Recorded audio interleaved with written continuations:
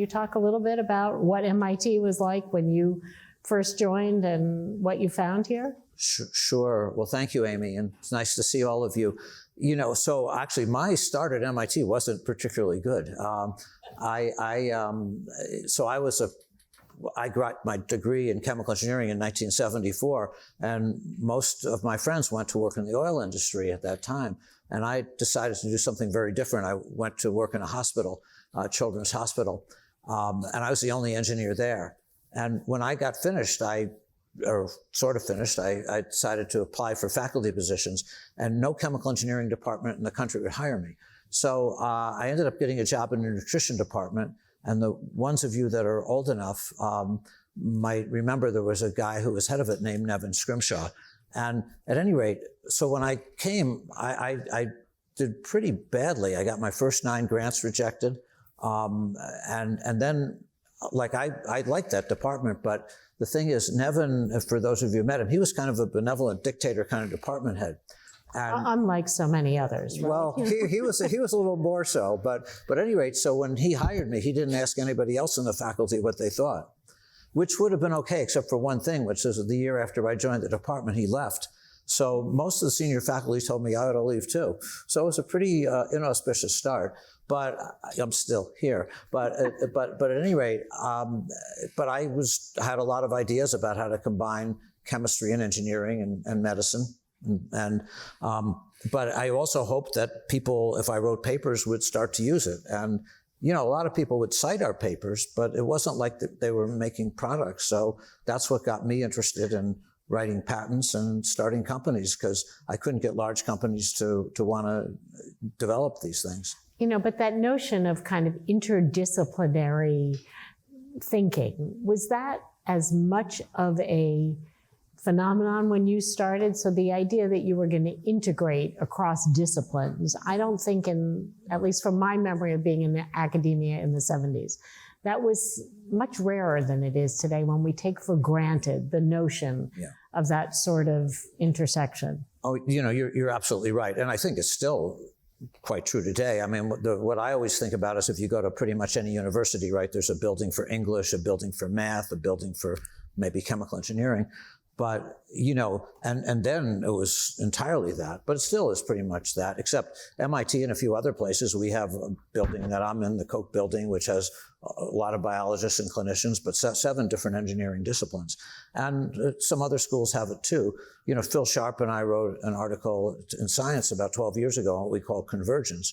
And I think more and more people are doing it, but it's still not widely done. For me, it was a very natural thing to do because, like I said, I was the only engineer in that hospital, and I loved talking to clinicians because it gave me a lot of ideas. I mean, for you, as you say, it came naturally, but in some ways you were a fish out of water, right? And well, it's definitely that. How did you, now we talk so much about the importance of grit and resilience. How did you have that sort of resilience? Where does that come from in your own life? Well, I think if somebody's resilient, maybe they're very stubborn, but also, I think you need support systems. I was lucky. I had some, when I was in that nutrition department and I was given that hard time, I had some very good friends like Alex Klebanoff and Mike Marletta. They were both young professors. And, I think we kind of supported each other and that, I think, helped, it helped me. And I was lucky that my boss at Children's Hospital, Judah Folkman, also gave me a lot of advice, but it's not so easy. I mean, but seriously, you came here, you had 2 offers from, I think you once told me you had 2 offers from the same oil company, right? 4 from Exxon. Yeah. And you came here, and within a year, people were basically saying to you, listen, with all due respect, you should probably go somewhere else. Did you ever think about that? Yeah, I did. And over different years, I even sometimes got some offers. I didn't think of the quality of schools as MIT, but I did think about it. I also thought about like working in an ice cream parlor because I like ice cream. So I did think about it a number of times, but I kind of stuck it out. And maybe you can paint a picture of what Kendall Square was like, before the Koch building and when you were here. I'll do it when I was here. Again, this will show my age, but when I came in 1970, it was the area around MIT, Kendall Square, was a slum. There were no hotels, one restaurant, which was a not very good sub shop. And there were a lot of bars like Father's 3, Father's 4, so you wouldn't even want to go out. It was kind of dangerous for many years.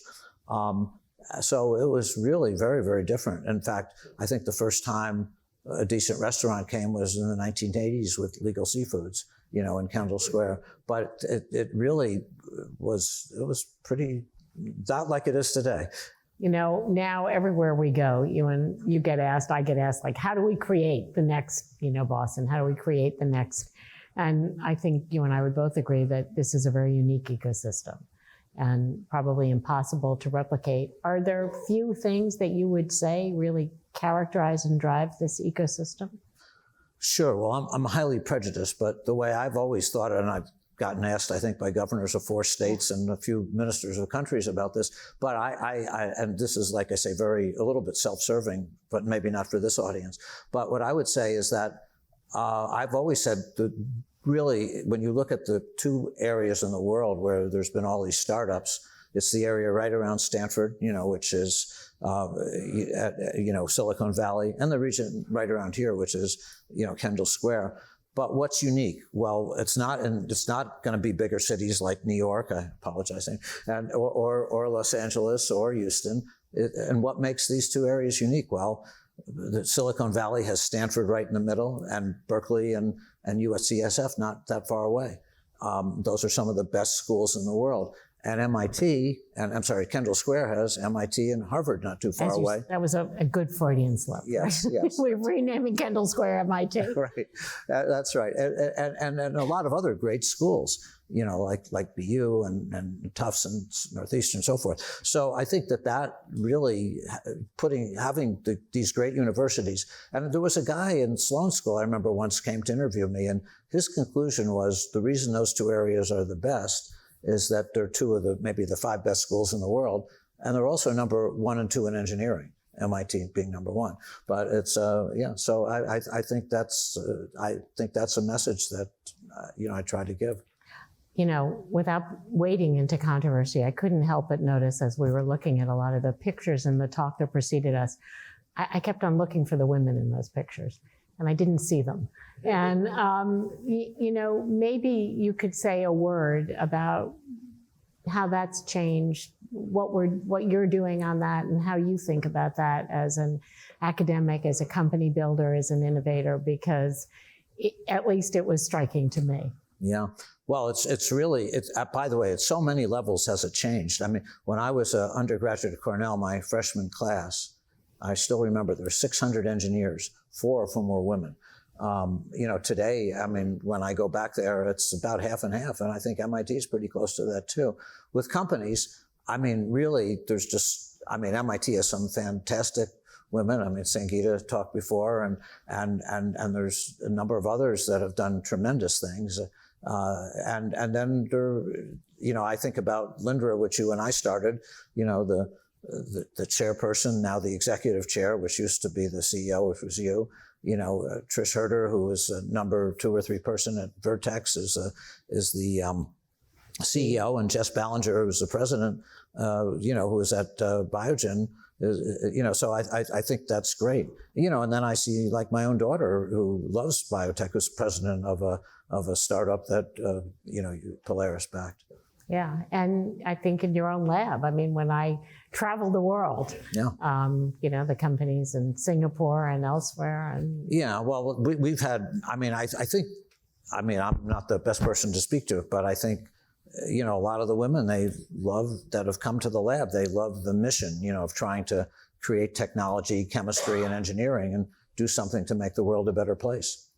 Maybe you could say something, because I think you have legions of young people who kind of look to you for advice. In fact, today before I came here, you had connected me to a young woman who somehow found her way to your office. And so then somehow through you found her way to me. And since you've always been so generous, anybody you connect me to, I always meet with. What advice do you give to young people who say to you, especially now, I think, I'm interested in a career in biotech. Are there 2 or 3 bits of durable wisdom that you that you have found over the years? Well, I think it depends what role they want in biotech, whether they want to do more, say, the business aspects, which you've done, or more maybe the research aspects, which, say, Sangeeta's done. I think if you do the research aspects, I think patents end up being very important in biotech. And really big transformative ideas, are important in biotech.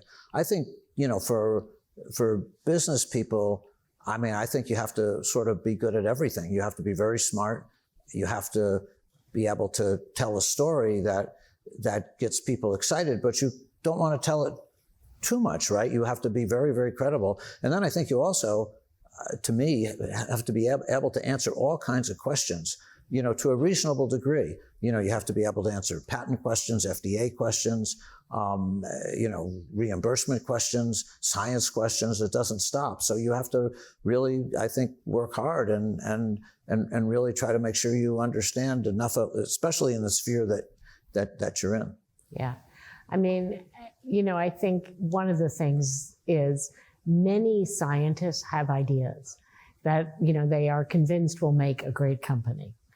And you've often said that you weed through what percentage of ideas where people come to you and say, hey, Bob, this is an idea. I think it can be a company. Would you say make it through your funnel where you actually feel like, hey, this could?